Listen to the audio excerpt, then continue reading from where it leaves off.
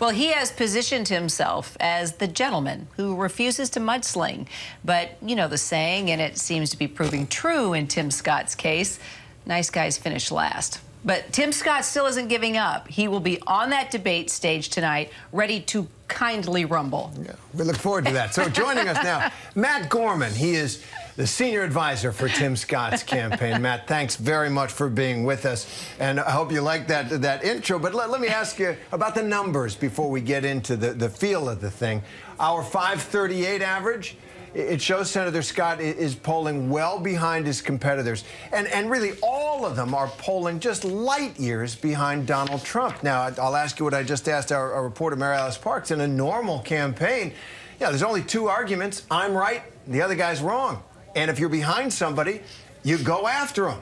Is Senator Scott going to tell voters why they should not vote for the front-runner, Donald Trump, tonight?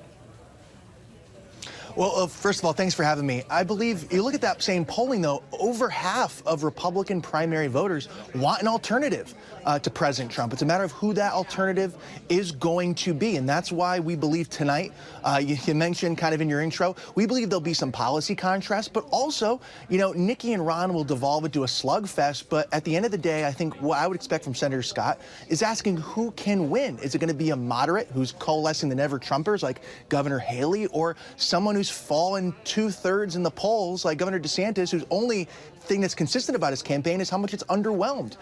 And when you talk about the former President Trump, Senator Scott has gone after the former president on an issue like abortion, which is very personal to him. He's gone after Governor DeSantis, Ambassador Haley, Mr. Ramaswamy as well. He did it in Iowa.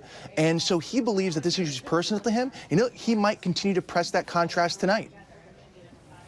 So let me ask you about Scott's campaign stops. He's deviated from the usual early voting states like Iowa, New Hampshire, South Carolina, and he visited, you know, this black church on the south side of Chicago. Is that kind of detour detrimental when you're so far behind right now? Look, Senator Scott believes that we should be the grand opportunity party. We should reach out to people that haven't normally heard from Republicans. In his announcement speech, he talked about going into a gymnasium full of people that support him or a black church filled with skeptics. And he wanted to talk about how, in a place like Chicago, how a liberal monopoly on governance has really harmed that city. And he's talked about in the past how Democrats will tell minority voters to sit down, shut up, and vote blue. He said that repeatedly in the past. Wouldn't be surprised if he says it tonight. So when you go to a church like that, you have an event like that, it's about talking about that sort of issues and making sure that people all across the country know that message. Matt, just between us. And all our viewers. Okay, deal. Yeah. Do you ever get frustrated that your guy, your boss, is so nice? Don't you kind of want him to take the gloves off? It's a presidential campaign. There's a guy who is problematic to a lot of Republicans, leading by a mile. Do you ever say, hey, you know, throw a few punches in there? Look, first of all, I can promise you again, Senator Scott's a nice guy, but he's going to be who he is. He's going to be true to himself, no matter what. But that doesn't mean, again, we saw it with the last debate with Governor Haley, certainly Mr. Ramaswamy. There's going to be some policy contrast. And as I said before, there's going to be some contrast tonight about who can win.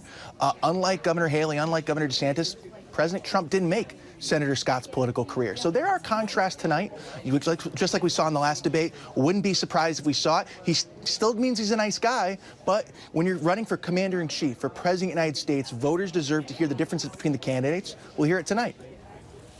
All right, Matt Gorman, thanks very much. Good luck to you. Thanks, Matt.